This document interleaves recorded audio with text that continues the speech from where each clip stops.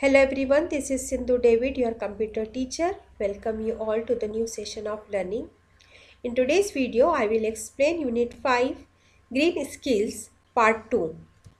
In my previous video, I have explained the relationship between the society and the nature, natural resources, and the renewable and non-renewable natural resources.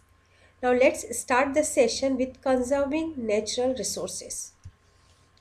As a first step, we can conduct the resource audit to examine the consumption of the resources and accordingly take measures to conserve them. For example, for an energy use audit, we can examine the use of the air conditioning system, ventilation system, light system, and entry of sunlight into the room or the building. We can plan energy saving measures such as cleaning the dust from the tube lights to get more light, regular servicing and maintenance of home appliances, and switching off lights and devices when not in use, etc. to conserve energy. Energy conservation also help in saving fossil fuel and money. Let's start to understand the conservation with the soil conservation. How to conserve soil? Maintenance of soil fertility. The fertility can be maintained by adding manure and fertilizers regularly as well as by rotation of crop. Control on grazing. Grazing should be allowed only on specified areas. Reforestation and vegetation reduces soil erosion. Terracing, dividing a slope into several flat fields to control rapid run of water. It is practiced mostly in hilly areas. Contour plugging. Plugging at right angles to the slope allows the furrows to trap water and check soil erosion by rainwater. Next is water conservation. Growing vegetation in the catchment area which will hold water in the soil and allow it to percolate into deeper layers and contribute to formation of groundwater. Constructing dams and reservoirs to regulate supply of water to the fields as well as to enable generation of hydroelectricity. Sewage should be treated and only the clear water should be released into the rivers. Industrial waste should be treated to prevent chemical and thermal pollution of fresh water. Judicious use of water in our day-to-day life. Rainwater harvesting. Watershed, which is a single unit of land with its water drainage system, includes soil and water management for developing vegetation cover in the area. Next is energy conservation. The ways of conserving energy. Switch off lights, fans, TV and other electrical items when not in use. Use tube lights and energy efficient bulbs that save energy rather than bulbs. Keep the bulbs and tubes clean. Remove dust on the tubes and bulbs to improve lighting levels by 10 to 20%. Use pressure cooker to save energy required for cooking. Keep vessels covered with a lid during cooking. It is useful in cooking the food faster and saving energy also.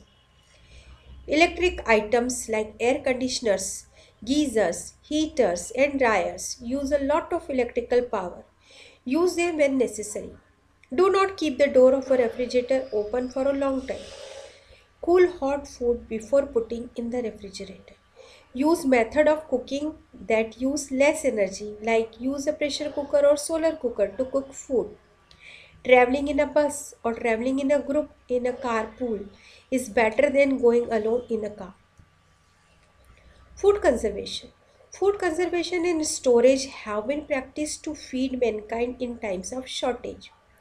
Food is stored in warehouses on large scale and in refrigerator at home. Food is also preserved through various methods to prevent the spoilage due to harmful bacteria and other microorganisms. Forest conservation.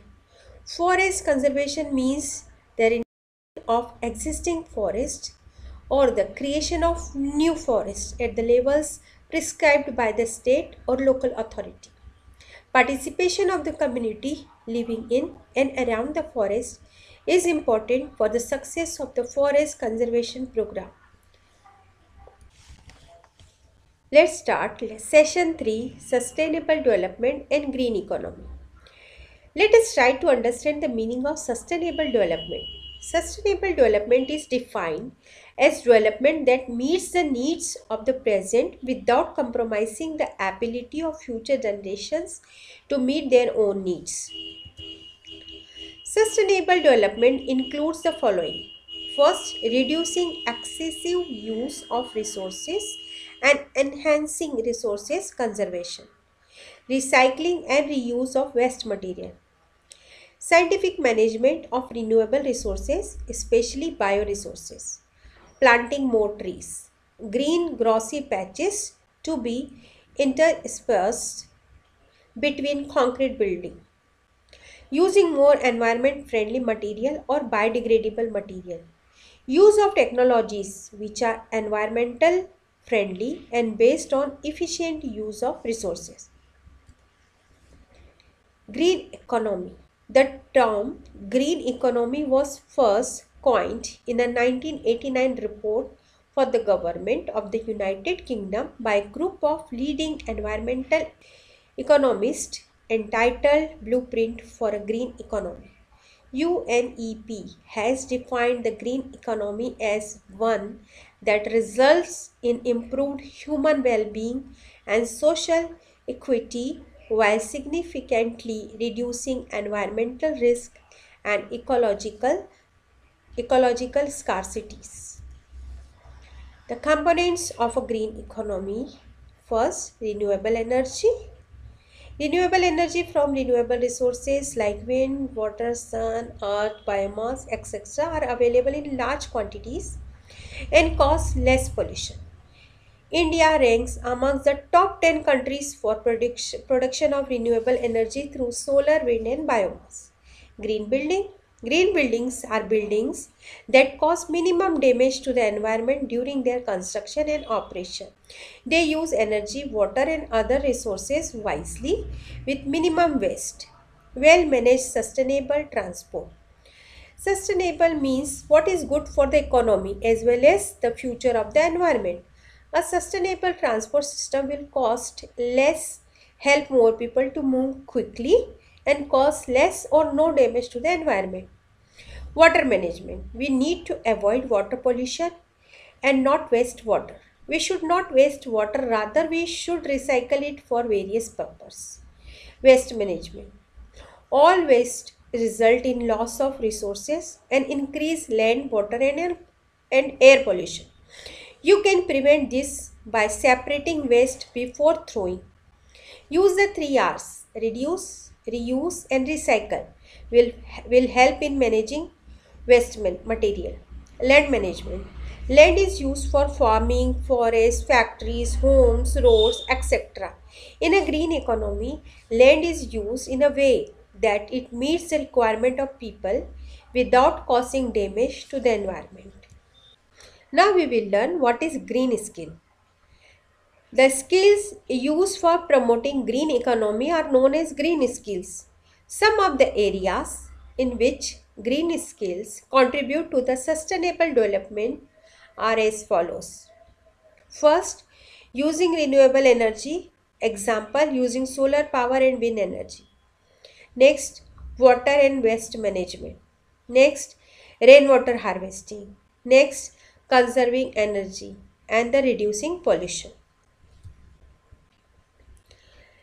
Now let us see what are green jobs. A green job is employment in any industry that contributes to preserving or restoring environmental quality in that sector and allowing for sustainable development.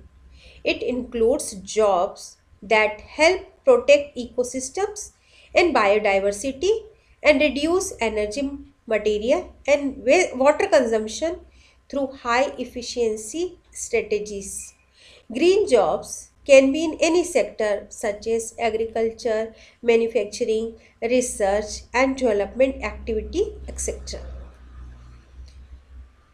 Green project.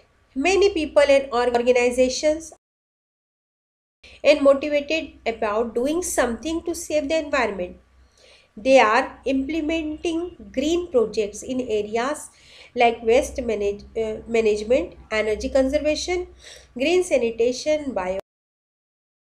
use, green buildings, etc. So, examples of green projects are solid waste management by Swachh Cooperative, Modern Chula of Society of Development and Environment Protection, Bio Toilet by Green Solution.